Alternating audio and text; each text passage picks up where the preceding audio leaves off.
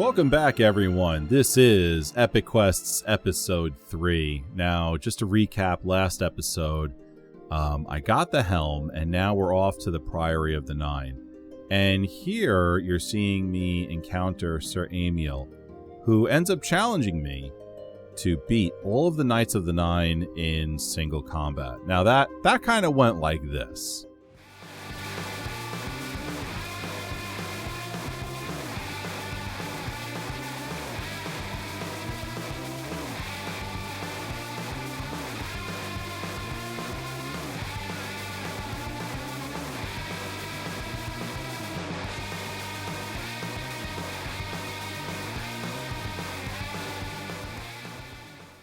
Oh yeah, in this episode, we are off to the races straight away. Worth it though, because I ended up getting the cuirass of the Crusader for fighting all those guys. Now, after I get the cuirass, I speak with some of the Knights of the Nine, Sir Casimir, Sir Juncan, Sir Ralvis, and Sir Henrik. And they basically give me quests in order to receive the Gauntlets, Boots, Mace, and Shield. Now, here I am, closing in on the Chapel of Stendarr in Coral.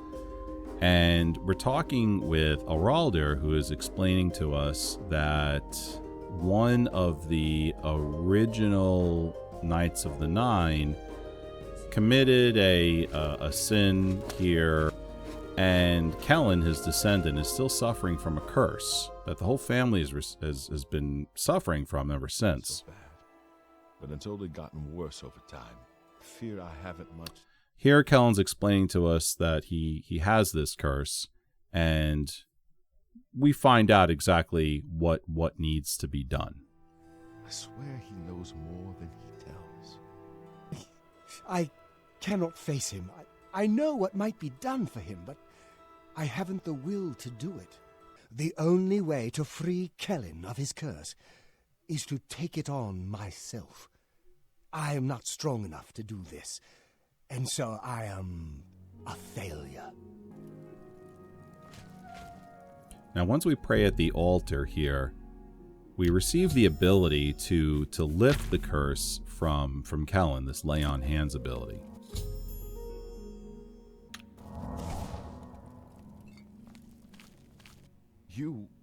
How did you? I feel good. I feel good. I don't feel like death. I feel like running.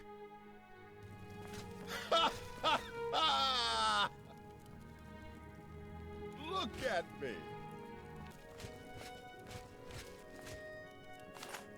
Now we get the gauntlets. After taking the curse on ourselves, and we can equip them.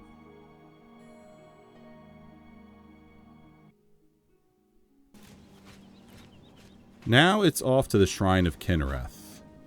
Sir Juncan told us to head over here, and we were speaking with some of the folks over at the Shrine of Kinnereth. They told us to go to this grove, but they were very specific about don't attack anything over at the grove there. So this bear comes, you're not supposed to attack the bear, and then after a few seconds of sort of running from the bear, this door appears, and deep inside this grotto of Kinnereth, you find the boots.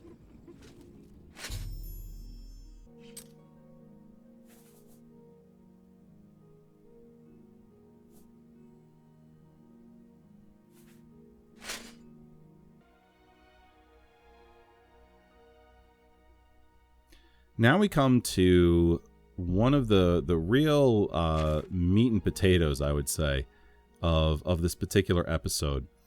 And that's the quest that we get from Sir Henrik, which is to go to Fort Bulwark and find the shield of the Crusader. Recording this, I don't mind telling you, recording this episode was an absolute beast. Because the other two episodes was really more about getting the quest, completing the quest, and then that's it. And this had multiple quests that needed to be done for this episode, and this particular dungeon, which I was thrilled that I would actually get a chance to do it, have a dungeon for this episode. It's something I try and I try and have a dungeon every episode. I was thrilled to have this dungeon in here, but crawling through this dungeon was an absolute beast. It's huge, winding, filled with traps, lots of enemies, but then there's some stuff toward the end that I thought was really clever and quite unique.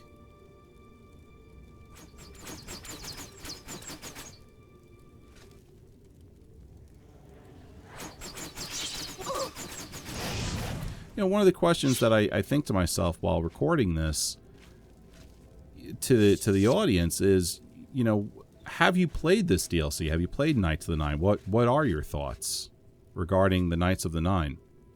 And, you know, if you're watching this, you know, are you an Elder Scrolls fan? Where does Oblivion rank among some of the Elder Scrolls games for you?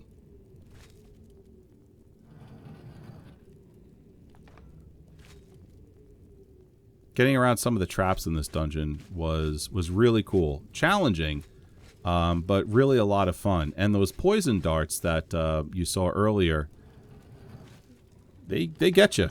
They get you real hard. It killed me a couple of times. Seeing this drawbridge come down, a lot of fun. A lot of fun trying to find the lever for it, and then getting them to come down. Going through this winding passage. You know, I came over here and I was like, oh, I thought the bridge went down. I realized, I looked to my left. Ah, it was a different bridge. This next puzzle was really awesome. You have to step on the pressure plate that corresponds to the amount of candles that are on the left-hand side of that wall. So if you look at the wall there on the left and you see the candles, from there, the position of the pressure plate, that's the one you're supposed to step on. Again, here you can see, you know, it got really nuts in there with the creatures that you have to fight. And we find this prisoner here, and if you could choose to leave him in there, or if you get him out of the cell and talk to him, he gives you some information about what's coming ahead. And this I thought was key information. You don't want to leave this guy in the cell to rot. And was ambushed by these cowards. They've held me here since. I've been held prisoner by these scoundrels for the longest time. They want to know how to reach the shield and believed I would help them. When I refused, they locked me here and only let me out to torture me. They got nothing from me. You'll have to go on alone. But the knowledge I've gained may be of use to you. Before finding this place, I learned a bit about those who created it. It's designed to keep the shield hidden and safe. Phrase kept coming up in the writings I found. When the eyes of the Guardians are upon you, Julianos will show you favor. I'm not sure how, but I just know it's a clue for making it safely through these ruins. You're the only one I've told. I hope it helps you. So, big tip here from the prisoner that we released, and try and keep it in mind. Here's another example of just a great trap. You know, if you look above, you'll see that these poison darts, which do a lot of damage, you got to avoid them. And they kind of work in sort of a rotation. So basically just figure out what that rotation is and then find out what's a safe place to stand and then move around them and get those drawbridges to come down. Again, a lot of fun to figure that out. Didn't take long, but still something cool to figure out. So these are the Guardians that are another big puzzle toward the end of this dungeon. And I love this puzzle so much because at first, you know, these levers on these pedestals they're not obvious. But once you find them and then you start, you know, tooling around with them, you kind of figure out exactly, okay, so based on what the prisoner said, the eyes of the Guardian needs to be upon you, and, you know, you kind of figure out where to stand and basically position these things So they're all facing the center of the room. Then you step on the pressure plate and boom. Door opens up. Very cool. Now you think that might be it. Just wait. It gets even better.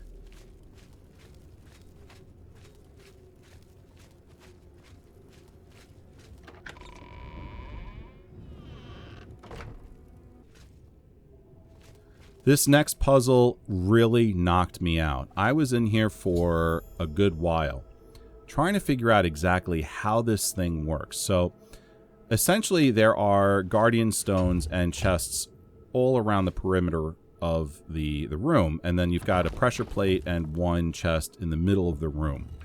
And now what you're supposed to do here is, when you step on the pressure plate, a symbol appears above one of these chests randomly. And a random item appears in the chest in the middle.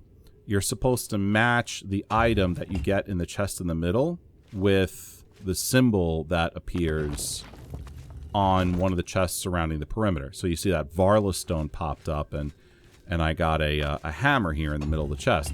So I'm trying to figure out, like, what I'm supposed to be doing here. I thought the Varla stone meant, like, put the item in the chest in the middle of the room here. That was not it. So what we're going through right now is sort of this discovery phase for me. So here's, get the hammer, and I'm trying, like, how come it's not working? I'm trying to give the chest the hammer, to put it in there. Of course, you got to scroll through everything in order to find it. There it is, and then you put it in there, and that's not it. That's definitely not it. So here I start to actually figure it out. Okay, I got the goblet. I'm looking around. Okay, I see a sword over there, but alright, that's not going to be... No. So let me just put it in. I think I remember seeing a goblet pop up here. Scroll through, find the goblet. Right, and then you just drop it in. Bang! That's it. That's how you know you did it right. The chest glows with white. So now I'm on, now I realize what I need to do here. I got to put all the items in here. I try and remember as best as I can, like, what items are go in which chests. So this thing was a beast. I finally got the last one in there. And here we go. The door opens, and here we are. Here's the shield of the Crusader. But wait, we're not done.